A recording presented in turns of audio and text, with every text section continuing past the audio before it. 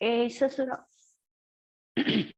ए ससुरासुरमणुसिंध वंदिदं घोदघाई कम्ममलं प्रणमामि वर्धमानं तीर्थं धम्मस्य कर्तारं से पुनतीर्थयरे ससौव सिद्धे विशुद्ध सद्भावे समनेय नानदंसन चरित तव वीर्यायारे ते सव्वे समगं पत्तेगमेव पत्तेगं वन्दामि यवट्टन्ते अर्हन्ते मानुषे खेत्ते किच्छा अर्हन्ताणं सिद्धाणं तहनम गणहराणं अज्झावयवगाणं साहूनं चेदि सव्वेसिं तेसिं विशुद्ध दंसन नानपहाणा समं समासेज्य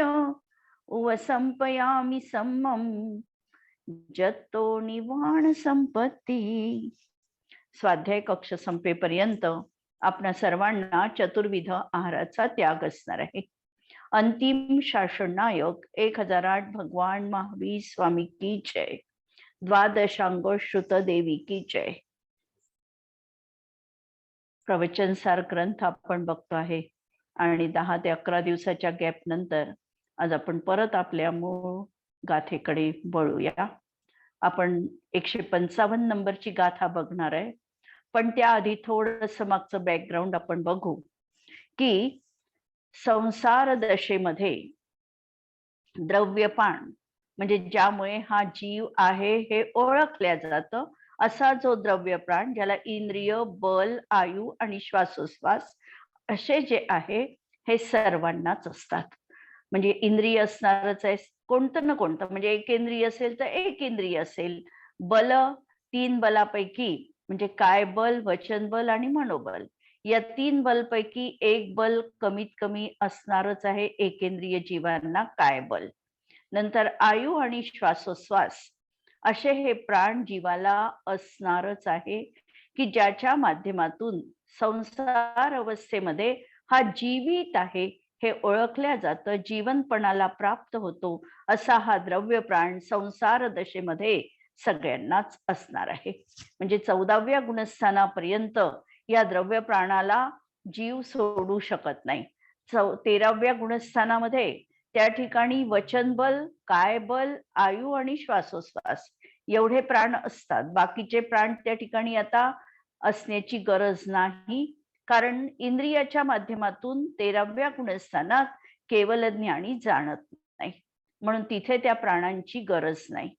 पण आयु मात्र 14व्या गुणस्थानाच्या अंतीपर्यंत या जीवाला आहे।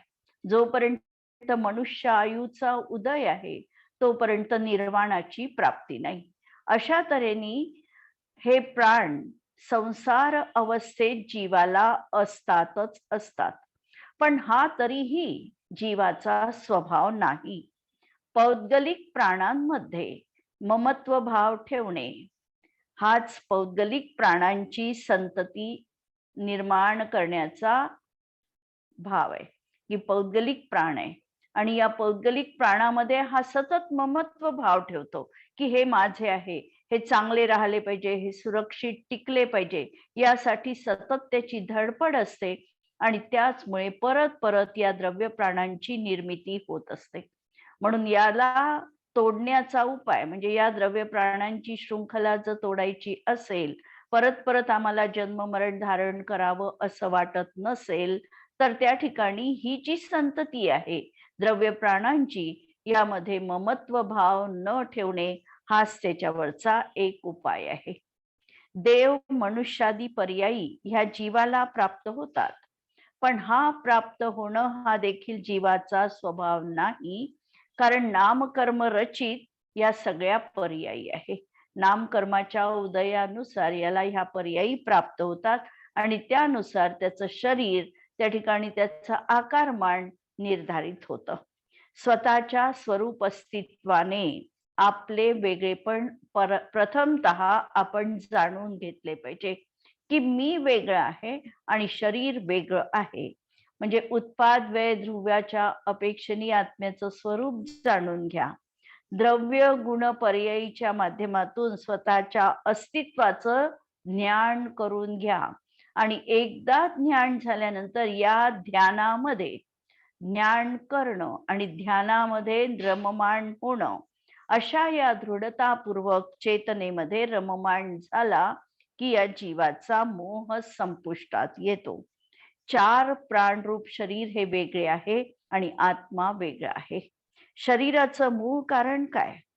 की जेणेकरून आत्मा हा विभक्त करता येईल इथपर्यंतची गोष्ट आपण 154 गाथांपर्यंत अभ्यासलेली आहे. आणि आता या 155व्या गाथेमध्ये आपल्याला हे बघायचं आहे की आत्म्याच्या आत्यंतिक विभक्तपणासाठी आत्मा वेगळा आहे आणि शरीर वेगळं आहे, ही जी आमच्या अंतरंगामध्ये दृढतेने गोष्ट स्थिर व्हायला पाहिजे. तर त्यासाठी परद्रव्याच्या संयोगाच्या कारणांच्या स्वरूपाचा विचार करतात की हे परसंयोग आम्हाला का प्राप्त झाले, का आम्ही कर्मानी बांधले गेलो, का आम्हाला शरीराची प्राप्ती झाली, का आमच्या अंतरंगामध्ये परममत्व भाव उत्पन्न झाला, उपाधी निर्माण झाली. या सगळ्यांचं कारण काय आहे, परसंयोग आम्हाला का होतो आहे, याचं चिंतवन या गाथेच्या अनुषंगाने आम्हाला करायचं आहे. आमच्या आत्म्याचा स्वभाव काय आणि आम्ही स्वभावामध्ये न राहता कशा प्रकारे विकारी अवस्थेमध्ये राहतो, रमतो आणि त्याला आपलं मानतो आणि म्हणून शरीर आम्हाला प्राप्त होते आहे. शरीराची आम्हीच अनादी कालापासून याचना करतोय. शरीरासाठीच आमचा पुरुषार्थ सुरू आहे, म्हणून शरीराची प्राप्ती आम्हाला वारंवार वारंवार होते आहे. एक भव आमच्या जीवनात आम्हाला असा प्राप्त व्हायला हवा आहे की शरीराविषयीचा ममत्व भाव तुटून मी आत्मा आहे आणि शरीर मला नको आहे, शरीर कष्टदायक आहे, शरीर दुःखाची खाण आहे, शरीर माझं असू शकत नाही, शरीर वेगळं आहे, त्याचं द्रव्य वेगळं आहे, याचं चिंतन आमच्या जीवनात आम्हाला करायचं आहे. माझं काय आणि पराचं काय, ही विभाजन रेषा आम्हाला योग्य रीतीने आखायची आहे. या अनुषंगाने ही गाथा आम्हाला उपयुक्त असणार आहे. गाथा क्रमांक 155. अप्पा उव ओ गप्पा उव ओ गो नाणदंसणं भणिदो सोवी सुहो असुहो वा उव ओ गो अप्पणो हवदी. अप्पा उव ओ गप्पा उव ओ गो नाणदंसणं भणिदो सोवी सुहो असुहो वा उव ओ गो अप्पणो हवदी. आत्मा उवो गप्पा. आत्मा कसा आहे तर उपयोग स्वरूप आहे. जीवो उवो गमो. द्रव्य संग्रहामध्ये आचार्य नेमिचंद्रांनी म्हटलेलं आहे, जीवो उवो गमो. जीव उपयोग स्वरूप आहे, जीवाचं ते लक्षण आहे आणि या लक्षणाने आत्मा परद्रव्यांपासून वेगळा होऊ शकतो. कारण उपयोग जे लक्षण आहेत, उपयोग म्हणजे ज्ञान आणि दर्शन, आणि ज्ञान आणि दर्शन फक्त जीव द्रव्याचंच वैशिष्ट्य आहे, बाकीच्या 5 द्रव्यात नाही. आणि म्हणून या लक्षणाच्या माध्यमातून 5 द्रव्यांपासून आत्मा भिन्न करता येऊ शकतो, अनुभवता येऊ शकतो. म्हणून आत्मा उपयोग स्वरूप आहे. उव ओगो नाण दंसणं भणितो. आणि उपयोग जो आहे हा ज्ञान दर्शनमय आहे. किंवा उपयोग म्हणजे काय, तर उपयोगो लक्षणम आणि उपयोग दंसनम नाणम. दर्शन आणि ज्ञान आणि दंसनम चतुधा आणि नाणम अठ्ठवियप्पम. ज्ञान 8 प्रकारे सांगितल्या गेले आहे आणि दर्शन 4 प्रकारे सांगितल्या गेलेलं आहे. असं हे ज्ञान दर्शन यामध्ये सामान्यम जीव लक्षणम भणियम. सामान्यपणे हे जीवाचं लक्षण सांगितलं. म्हणजे सर्व पर्यायींमध्ये ज्ञान आणि दर्शन गुण अवस्थित आहे. या सामान्याला दृष्टी केंद्रित करून उपयोगाला जीवाचं लक्षण म्हटल्या गेलं. सोवी अप्पणो उव ओगो सुहो असुहो हवदी. आणि हा आत्म्याचा उपयोग जो आहे हा शुभ किंवा अशुभ अशा दोन तऱ्हेचा सांगितलेला आहे. उपयोग हे जीवाचं लक्षण आहे आणि जीवाचा तो स्वभाव आहे. आणि स्वभाव हा कधीही बंधाला कारणीभूत असत नाही. ज्या वेळेला हा जीव आपल्या स्वभावात असतो म्हणजे ज्ञान आणि दर्शनामध्ये आहे त्यावेळेला याला कर्मबंध होत नाही. परंतु हा उपयोग जेव्हा शुभ किंवा अशुभ रूपाने परिणत होतो त्यावेळेला मात्र आत्मा उपयोगमयी न राहता शुभ अशुभ भावांनी परिणत होतो. म्हणून हा उपयोगच दोन तऱ्हेचा आगमामध्ये वर्णित आहे. शुभ उपयोग आणि अशुभ उपयोग. वास्तविकतः ज्ञान दर्शन गुणाची परिणती म्हणजे उपयोग आहे. आणि शुभ आणि अशुभ हे प्रकार जे आहे हे चारित्र गुणाशी संबंधित आहे. परंतु चारित्र गुणाच्या माध्यमातूनच उपयोगाला दोन तऱ्हेचं सांगितल्या गेलेलं आहे. टीका बघा. निश्चयाने आत्म्याचा उपयोग विशेष. उपयोग विशेष या ठिकाणी अशुद्ध उपयोग हा परद्रव्याच्या संयोगाचे कारण आहे. या ठिकाणी आम्हाला शरीराची प्राप्ती का झाली हा भाव अभ्यासायचा आहे. आणि त्यामुळे सांगतात आहे की आमचा हा उपयोग अशुद्ध रूप परिणत झाला आणि त्यामुळे परद्रव्याचा संयोग जीवनात प्राप्त झाला. परद्रव्याचा संयोगामध्ये प्रामुख्याने कर्म आणि नो कर्म यांचा संयोग जीवाला प्राप्त झालेला आहे. म्हणून उपयोग विशेष म्हणजेच अशुद्धोपयोग हा परद्रव्याच्या संयोगाचं कारण आहे. तो चैतन्याला अनुसरणारा भाव असल्यामुळे उपयोग हा जीवाचा स्वभाव आहे. वास्तविकतः चैतन्यानुविधी परिणती म्हणजे उपयोग. आणि हा उपयोग नेहमी चैतन्य गुणाचंच अनुसरण करतो. प्रत्येक पर्यायीमध्ये या चैतन्याच्याच विवर्त या चैतन्याच्याच अवस्था आम्हाला दिसतात. आणि तो उपयोग रूप भाव हा वास्तविकतः बंधाला कारणीभूत नाही.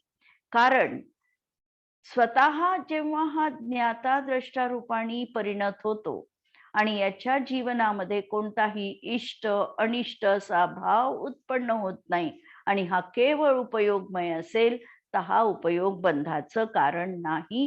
कारण स्वभाव हा कधीही बंधाचं कारण असत नाही. म्हणून उपयोग बंधाचं कारण नाही. साकारपणा आणि निराकारपणा या रूपाने चैतन्य उभयरूप असल्यामुळे साकारपणा म्हणजे ज्ञानोपयोग आणि निराकारपणा म्हणजे दर्शनोपयोग. याच्या विशेष व्याख्या आपण बघणार आहे. दर्शन चेतनेची आणि ज्ञान चेतनेची विशेष माहिती आपण बघणारच आहोत. तर अशा रूपाने चैतन्य उभयरूप असल्यामुळे चैतन्य हे द्विविध रूपाचं आहे. साकार रूप आणि निराकार रूप. तो उपयोग ज्ञान आणि दर्शनमय आहे. हाच उपयोग शुद्धा रूपाने दोन प्रकारचा आहे. आता हा उपयोग चारित्र गुणाच्या प्रधानतेने दोन प्रकारचा शास्त्रामध्ये कथन केला गेला आहे. शुद्धोपयोग आणि अशुद्धोपयोग. पैकी निरुपराग निर्मल स्वच्छ उपयोग आहे आणि सोपराग उपयोग अशुद्धोपयोग आहे. त्यापैकी शुद्धोपयोग कोणता तर निरुपराग ज्यामध्ये राग बिलकुल नाही, निर्विकार रूप स्वतःची परिणती आणि निर्मल स्वच्छ असा जो ज्ञानाचा किंवा चारित्राचा भाव आहे तो म्हणजे शुद्धोपयोग. आणि सोपराग म्हणजे सविकार मलिन रूप परिणती हा अशुद्धोपयोग आहे. उपराग म्हणजे विकार हा विशुद्धी आणि संक्लेशपणा रूपाने दोन प्रकारचा असल्यामुळे शुभ किंवा अशुभ आहे. हा जो राग आहे ज्याला उपराग म्हणजे विकार म्हटलेला आहे हा विशुद्धी म्हणजे शुभपणा आणि संक्लेश म्हणजे पापपणा. अशा रूपाने अशुभपणा, अशा रूपाने 2 प्रकारचा सांगितला आहे. डिटेल वर्णन आचार्य ग्रंथकार स्वयं करणार आहे की आत्मा उपयोग स्वभावी आहे. उपयोगाचे ज्ञानोपयोग आणि दर्शनोपयोग असे 2 भेद आहे. त्याचे शुद्ध आणि अशुद्ध असे 2 भेद असून अशुद्धोपयोगाचे शुभ आणि अशुभ असे 2 भेद आहे. अशा तऱ्हेने ही गाथा तर आपण बघितली, पण या अनुषंगाने आपण पूर्ण दर्शनोपयोग आणि ज्ञानोपयोग याचं विस्तृत वर्णन आपण बघणार आहोत. या गाथेमध्ये स्वपरविभागाला कारणभूत स्वरूप अस्तित्व पहिल्यांदा कथन केलं. 4 प्राणरूप शरीर वेगळं आणि आत्मा वेगळा ही गोष्ट स्पष्ट केल्यानंतर शरीराचा समागम जीवाला का होतो याचं मूळ कारण काय हे या गाथेत सांगितलेलं आहे की ज्यामुळे आत्मा आम्हाला वेगळा बघता येईल, आम्हाला आत्म्याची अशी अलग पृथक श्रद्धा करता येईल असा हा भाव या गाथेत सांगणार आहे. आत्म्यासोबत कर्म नो कर्मरूप परद्रव्याच्या संयोगाचं कारण आत्म्याचा शुभ किंवा अशुभ उपयोग आहे. उपयोग हा आत्म्याचा स्वभाव आहे आणि उपयोग म्हणजे आत्म्याचा चैतन्यानुविधायी परिणाम आहे. उपयोग निराकार आणि साकार रूप अशा 2 तऱ्हेचा आहे. साकार उपयोग म्हणजे ज्ञानोपयोग आणि दर्शन म्हणजे निराकार उपयोग आहे. आता पहा, यामध्ये चेतना, नंतर दर्शनोपयोग आणि ज्ञानोपयोग या 3चं आम्ही स्पष्टीकरण विशेष रीतीने बघणार आहे. पहिल्यांदा चेतना म्हणजे काय? तर पदार्थाचा प्रतिभास होणे म्हणजे चेतना आहे. पदार्थाचा प्रतिभास होणे म्हणजे चेतना आहे किंवा स्वसंवेदन गम्य अंतरंग प्रकाश स्वरूप भावाला चेतना म्हणतात. ज्या शक्तीच्या सानिध्याने आत्मा ज्ञाता द्रष्टा किंवा कर्ता भोगता होतो ती म्हणजे चेतना आहे. राजवर्तिकार यांनी ही व्याख्या दिलेली आहे की ज्या शक्तीच्या सानिध्याने आत्मा ज्ञाता द्रष्टा किंवा कर्ता भोगता होतो ती म्हणजे चेतना आहे. चेतना ही प्रतिभासमय आहे. ही चेतना द्विरूपतेचं उल्लंघन करत नाही, अर्थात ही चेतना 2 रूपाची असते. पहिली दर्शन चेतना आणि दुसरी ज्ञान चेतना. आता दर्शन चेतनेची व्याख्या पहा. अनेक तऱ्हेच्या व्याख्या आगमामध्ये आम्हाला प्राप्त होतात आणि त्या सर्वांचं संकलन करून आणि सर्वांचा मतितार्थ आम्हाला जाणून दर्शन चेतनेचं स्वरूप आमच्या अंतरंगामध्ये आम्हाला व्हिज्युअल करायचं आहे. आम्हाला त्या दर्शन चेतनेचं स्वरूप आम्हाला अवलोकन झालं पाहिजे, ही भावना यामागची आहे. पहिल्यांदा दर्शन चेतनेची पहिली व्याख्या, वस्तूचा निर्विकल्प प्रतिभास. निर्विकल्प प्रतिभास याचा अर्थ की वस्तू ज्या वेळेला आम्ही बघतो प्रथम क्षणी त्यावेळेला तिची फक्त सत्ता जाणवते आणि आकार विशेष काहीही ज्ञात होत नाही. केवळ सत्ता सामान्याचं अवलोकन याचं नाव आहे निर्विकार प्रतिभास, निर्विकल्प प्रतिभास. म्हणजे आकार न जाणता केवळ सत्रूप प्रतिभास होणं. की वस्तूला आम्ही प्रथम क्षणी बघितलं आणि प्रथम क्षणी बघत असताना त्या वस्तूचं काहीही वेगळेपणा, आकार, रंग, रूप आम्हाला ज्ञात न होता त्याचा केवळ सत्तारूप प्रतिभास आम्हाला झाला. याचं नाव आहे दर्शन चेतना, पहिली व्याख्या. दुसरी व्याख्या, सत्ता मात्र प्रतिभास. विषय आणि विषयी, विषय अर्थात वस्तू, विषयी अर्थात आत्मा यांचा सन्निपात झाल्यानंतर काहीतरी आहे एवढेच ग्रहण वस्तूचे झाले म्हणजे सत्रूपानी केवळ प्रतिभास अनुभवला. याचं नाव आहे सत्ता मात्र प्रतिभास.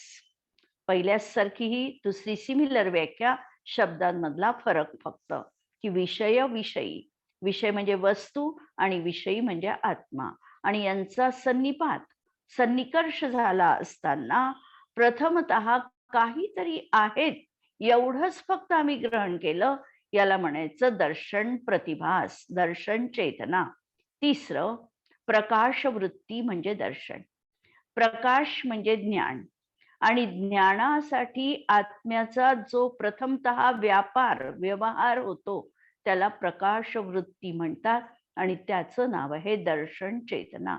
म्हणून दर्शन चेतनेची तिसरी व्याख्या मला प्राप्त होते की ज्ञानासाठी आत्म्याचा जो व्यवहार होतो त्याला प्रकाश वृत्ती म्हणजेच दर्शन चेतना म्हणतात.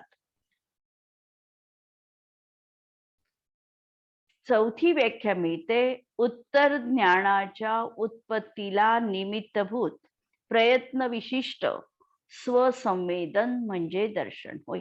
उत्तर ज्ञानाच्या उत्पत्तीला निमित्तभूत, ज्ञान नंतर निर्माण होतं, म्हणजे ज्ञान प्राप्त नंतर होतं, पहिल्यांदा तर दर्शन व्हावं लागतं. छदमत्थानम न दुर्निवोगा आणि दंसन पूर्वम नाणम, दर्शनाच्या पूर्वी ज्ञान व्हावं लागतं. म्हणून उत्तर ज्ञानाच्या उत्पत्तीला निमित्तभूत, की ते ज्ञानाचं निमित्त पडणार आहे असा प्रयत्न विशिष्ट स्वसंवेदन म्हणजे दर्शन आहे. ज्ञानाच्या प्राप्तीसाठी करण्यात आलेल्या प्रयत्नाशी संबद्ध स्वसंवेदन म्हणजे दर्शन होय.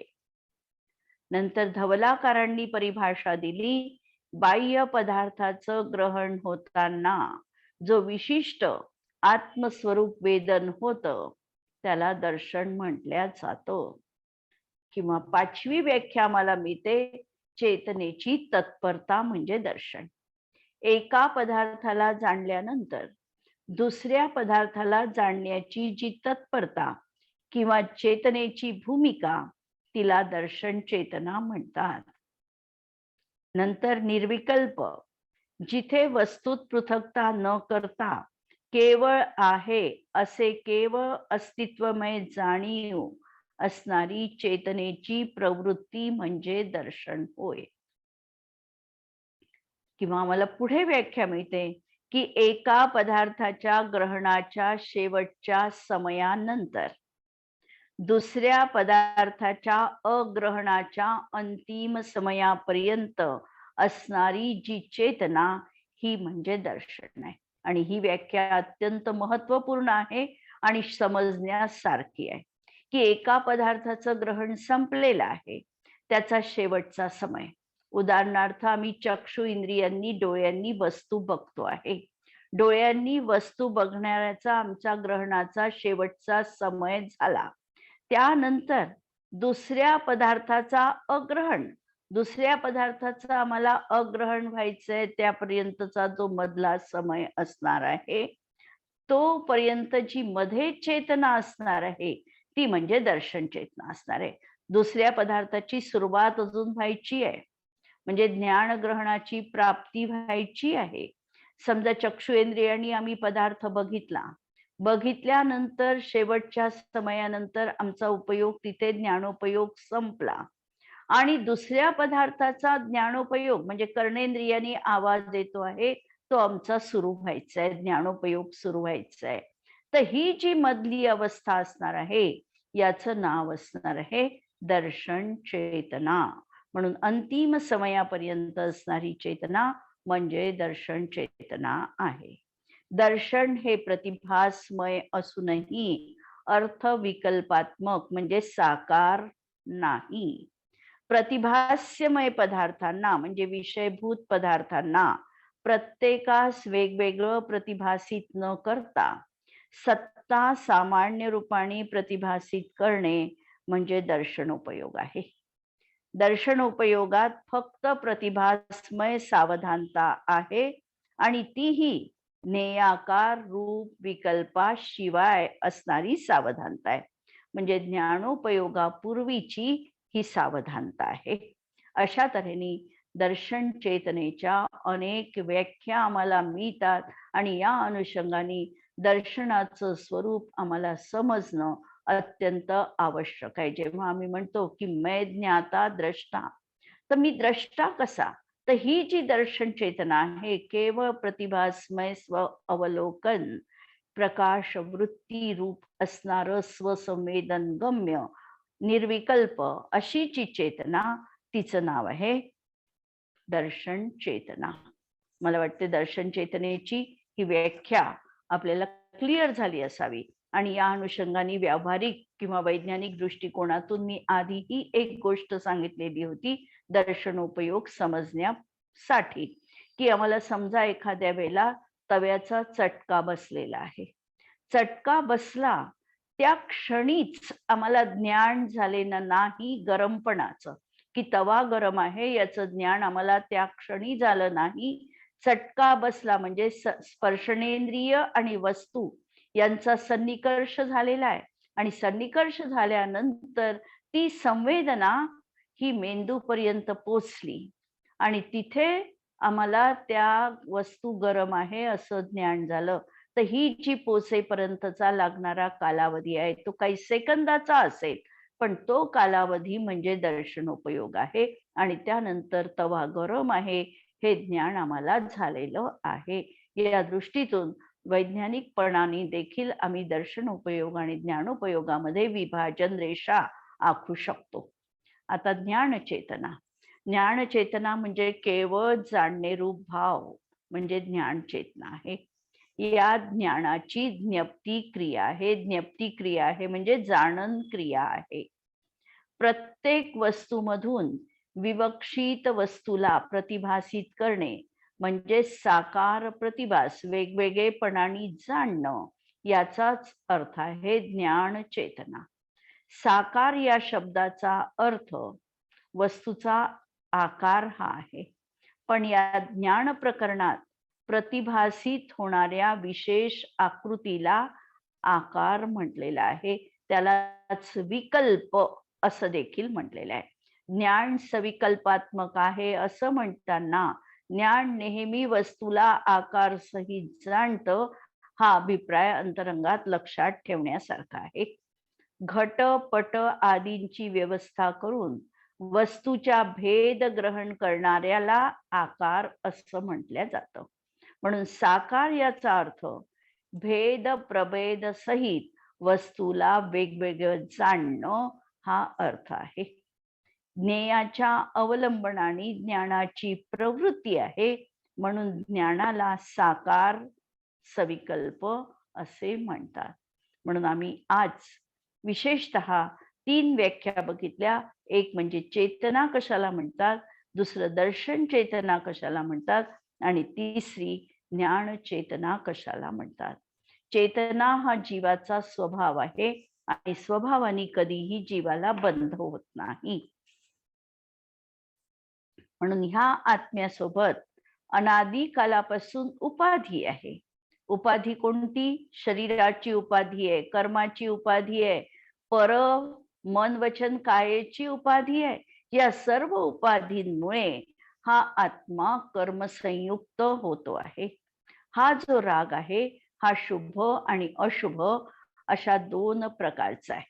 शुभभाव संयुक्त असा शुभोपयोग असणार आहे, तर अशुभ भाव संयुक्त अशुभोपयोग आहे. केवळ ज्ञाता द्रष्टा असणे याचं नाव आहे शुद्धोपयोग.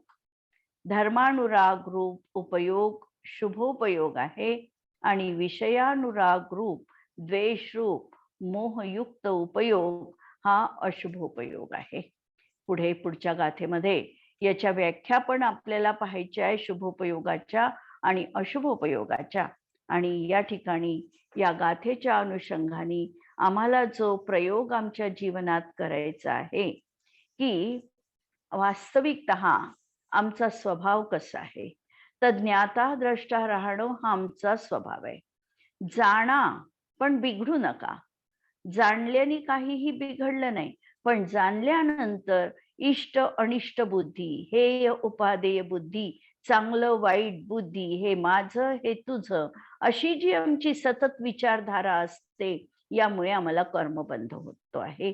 वास्तविकतः शाश्वत, पवित्र आणि निराकुल राहण्यासाठी ज्ञाता द्रष्टा राहण्याचा आमचा निरंतर पुरुषार्थ जीवनामध्ये असला पाहिजे. अशी ही 155 नंबरची गाथा आपण बघितली. आता कोणता उपयोग हा परद्रव्य संयोगाचं कारण आहे हे सांगतात गाथा क्रमांक 156. उव ओगो जदिहि सुहो पुण्यं जीवस्य संचयं जादी असुहो वा तदन पावं ते सिमभावे न चयमथी. उव ओगो जदिहि सुहो पुण्यं जीवस्य संचयं जादी असुहो वा तदपावं ते सिमभावे यचयमथी. ही जदी उवोगो सुहो, जर हा उपयोग शुभ असेल तर जीवस्य पुण्य संचयम जादी, जीवाला पुण्याचा संचय होतो. वा असुहो लहम तव पावम, आणि जर हा उपयोग अशुभोपयोग असेल तर पापाचा संचय होतो. तेसीम अभावे चयम न अथी, या दोहोंच्या अभावी पुण्य किंवा पाप या दोहोंचाही संचय होत नाही. शुभोपयोग आणि अशुभोपयोग, शुभ क्रियेमध्ये जेव्हा जीवाची जाणीवपूर्वक प्रवृत्ती आहे, उपयोग त्या ठिकाणी तल्लीन झालेला आहे, त्यावेळेला तो शुभोपयोग आहे. आणि पाप कार्यामध्ये, विषयांमध्ये किंवा द्वेषमध्ये आमचा जेव्हा उपयोग आहे, तेव्हा तो पाप उपयोग आहे किंवा अशुभोपयोग आहे. आणि अशा तऱ्हेने जेव्हा दोनही नाही, शुभही नाही आणि तेव्हा अशुभ पण नाही, त्यावेळेला हा जीव कर्मसंचयापासून विमुक्त बनतो. निश्चयाने जीवाचा अशुद्ध उपयोग, शुभ किंवा अशुभोपयोग हा परद्रव्याच्या संयोगाचं कारण आहे. तो अशुद्धोपयोग विशुद्ध, मंद किंवा संक्लेश रूप सविकारपणामुळे शुभ किंवा अशुभ अशा दोन प्रकारचा आहे. पुण्य रूपाने आणि पाप रूपाने विभक्त अशा परद्रव्याच्या संयोग रूपाने हा काम करतो. परंतु जेव्हा या दोन्ही प्रकारच्या अशुद्धोपयोगाचा अभाव होतो, ते सीम अभावे, तेव्हा उपयोग हा शुद्धच असतो आणि तो परद्रव्याच्या संयोगाचं अकारण असतो, अर्थात शुद्धोपयोग बंधाचं कारण नाही. या अनुषंगाने आम्ही हा विचार करू शकतो की आमचा जो शुभोपयोग आहे, या शुभोपयोगामध्ये अंतरंग निमित्त कारण कोणतं आहे. अशुभोपयोग आहे, यामध्ये अंतरंग निमित्त कारण कोणतं आहे. ज्या वेळेला आमचा मंद परिणाम आहे, हा परिणाम देखील मोहनीय कर्माच्या उदयातच आहे. जेव्हा आमचा भाव देवपूजा, स्वाध्याय इत्यादी शुभ कार्यामध्ये प्रवृत्त असतो, त्यावेळेला मोहनीय कर्माचा मंद उदय जीवनात असतो. म्हणजे मंद उदय असताना अशा प्रकारचा परिणाम जीवनात दिसतो. पण एका दृष्टीने जर आम्ही विचार केला तर मोहनीय कर्म मुळातच त्याच्या सगळ्या प्रकृती या पापरूप आहे. मोहनीय कर्माच्या एकूण दोन मूळ प्रकृती, दर्शन मोहनीय आणि चारित्र मोहनीय. दर्शन मोहनीयाच्या 3 उत्तर भेदांना जर पाहिलं, मिथ्यात्व, सम्यक मिथ्यात्व आणि सम्यक प्रकृती, आणि चारित्र मोहाच्या 25 प्रकृती, अनंतानुबंधी क्रोध, मान, माया, लोभ, अप्रत्याख्यानावरणादी, प्रत्याख्यानावरण आणि संज्वलन, आणि 9 नोकषाय. तर ह्या 25 प्रकृती चारित्र मोहाच्या आणि दर्शन मोहनीयाच्या 3 प्रकृती, 28 प्रकृती. आणि या प्रकृतींच्या मंद उदयात, जेव्हा मंद उदय आहे, म्हणजे अनंतानुबंधीचा जरी मंद उदय असेल तरी जीवाचा भाव अशा प्रकारचा शुभरूप असतो. मंद उदयात सुद्धा हा भाव अशा प्रकारचा असतो आणि त्यावेळेला जीव काही प्रमाणामध्ये पुण्य प्राप्त करतो. म्हणजे जीवाला ह्या ज्या कर्म प्रकृती हा बांधत आहे, यामध्ये पुण्य प्रकृतीमध्ये अनुभाग बंध आणि स्थितीबंध हा जास्त प्रमाणामध्ये होतो. परंतु त्याही अवस्थेमध्ये याच्या घाती कर्माच्या प्रकृतीचा अभाव न झाल्यामुळे घाती कर्मामध्ये बहुतांश वाटा त्याचा जातोच. म्हणजे पाप प्रकृतीचा बंध देखील त्याला त्या समयात होतोच आहे. ही गोष्ट लक्षात घेण्यासारखी आहे. कारण कर्माचं जे विभाजन होणार आहे, हे कर्माचं विभाजन सर्वप्रथम वेदनीय, मोहनीय, ज्ञानावरण, दर्शनावरण, अंतराय अशा प्रकारे डिस्ट्रीब्युशन होणार आहे. आणि या कर्मामध्ये हा भाग परमाणू जाणारच आहे. म्हणजे आम्हाला जरी आम्ही शुभ भाव केले तरी देखील जोपर्यंत मिथ्यात्व आमचं जीवनामधलं जात नाही, सम्यक दर्शनाची प्राप्ती होत नाही, तोपर्यंत आम्हाला सर्वच्या सर्व पुण्य प्रकृती कधीही कोणाही जीवाच्या जीवनात बांधता येत नाही. आणि म्हणून अशा तऱ्हेने शुभाला जास्त प्राधान्य आणि अशुभामध्ये कमी प्राधान्य देऊन इथे असं म्हटलं जाणार आहे की तो पुण्याचा संचय करतो. पुण्याचा संचय करतो याचा अर्थ तो सर्वच्या सर्व प्रकृती पुण्य प्रकृती बांधतो असा कधीही गृहीत नाही. कारण पुण्य आणि पाप अशा ह्या कर्म प्रकृतीचं विभाजन केवळ अघाती कर्मातच आहे. घाती कर्मामध्ये सगळ्याच्या सगळ्या प्रकृती या पाप प्रकृतीच आहे. आणि या अनुषंगाने पुढे आपण उद्याला अधिक पाहू यावर. जिनवाणी के ज्ञान ते सुझे लोकालोक, सो जिनवाणी मस्तक नमो सदा देत हूँ भोग. नमो अरिहंताणम, नमो सिद्धाणम, नमो आयर्याणम, नमो उज्जयाणम, नमो लोये सव्वसाऊनम. सर्वांना जय जिनेंद्र.